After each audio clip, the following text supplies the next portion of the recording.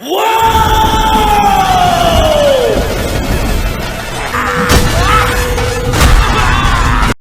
ఒక బుక్ పట్టుకొని 4 శ్లోకాలు పట్టుకొని విమర్శిస్తుంటారు ఈ స్వయం ప్రకటిత మేధావులు. ఏ శ్లోకాన్ని విమర్శించాలనుకున్నా అది అవైదికం అయి ఉండకూడదు.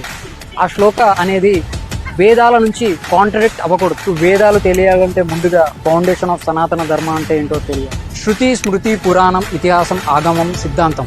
అందులో శృతి అంటే 4 వేదాలు: ఋగ్వేదం, యజుర్వేదం, సామవేదం, అధర్వణ వేదం. అందులో ఒక్క వేదం చదువుకోవాలంటే 13 సంవత్సరాలు పడుతుంది. 4 వేదాలు చదువుకోవాలంటే 54 సంవత్సరాలు పడుతుంది. నైష్టిక బ్రహ్మచర్యంతో లేదా దాన్ని సపోర్ట్ చేసే వేదాంగాలు శిక్ష, వ్యాకరణం, ఛందస్సు, నిరుక్త, జ్యోతిష్య, కల్ప అనే 6 వేదాంగాలు తెలిసి ఉండాలి.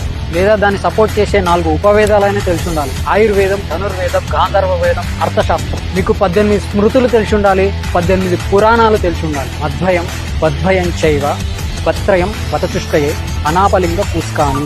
మార్కండేయ పురాణం, మత్స్య పురాణం, భగవత పురాణం, భవిష్య పురాణం, బ్రహ్మాండ పురాణం, బ్రహ్మ పురాణం, బ్రహ్మ వైవర్త పురాణం, విష్ణు పురాణం, వరాహ పురాణం, వామన పురాణం, వాయు పురాణం, అగ్ని పురాణం, నారద పురాణం, పద్మ పురాణం, లింగ పురాణం, గరుడ పురాణం, కూర్మ పురాణం, స్కాంద పురాణం.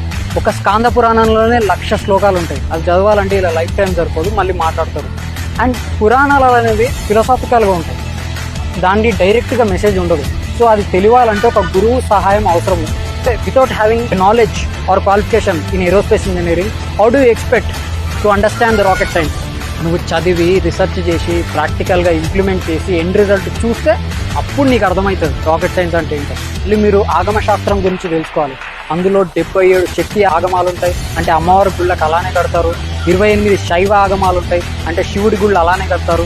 108 వైష్ణవ ఆగమాలు ఉంటాయి, అందులో అంటే విష్ణువుకి సంబంధించిన గుళ్ళన్నీ అలానే కడతారు. గుడి కట్టేటప్పుడు అందులో ప్రాకారాలు, శిల్పం, గోపురం, ధ్వజస్తంభం, బలిపీఠం, మూల విరాట్, ఈ మ్యాథమెటికల్ క్యాలిక్యులేషన్స్ అన్నీ, ఈ యాంగిల్ ఆఫ్ ఎలివేషన్స్ అన్నీ ఒక క్యాలిక్యులేషన్ ప్రకారం చేస్తారు. ఆగమ శాస్త్రం ప్రకారమే చేస్తారు. ఇవన్నీ రాయడానికి కనీసం 10,000 సంవత్సరాలైనా పట్టుంటుంది. Not precisely. ఇవన్నీ చదివి అర్థం చేసుకొని డీకోడ్ చేసుకొని అన్వయించుకోవాలంటే నువ్వు 100 జన్మలు ఎత్తినా సరిపోదు. మీరు విమర్శించే విధానం ఏదైతుందో అది క్రిస్టియానిటీని విమర్శించవచ్చు, ఎందుకంటే సర్వం బైబిల్లో ఉంటుంది. వాళ్ళకి బైబిల్ని చూసి క్రిస్టియానిటీ విమర్శించవచ్చు, అలాగే ఖురాన్ని చూసి ఇస్లాంని విమర్శించవచ్చు. సనాతన ధర్మం అలా కాదు మిత్రమా. అనంత వాహినిలా ప్రవహించే సత్సాంప్రదాయ సనాతన ప్రవాహాన్ని ఎవరు ఆపలేరు. జై శ్రీరామ్.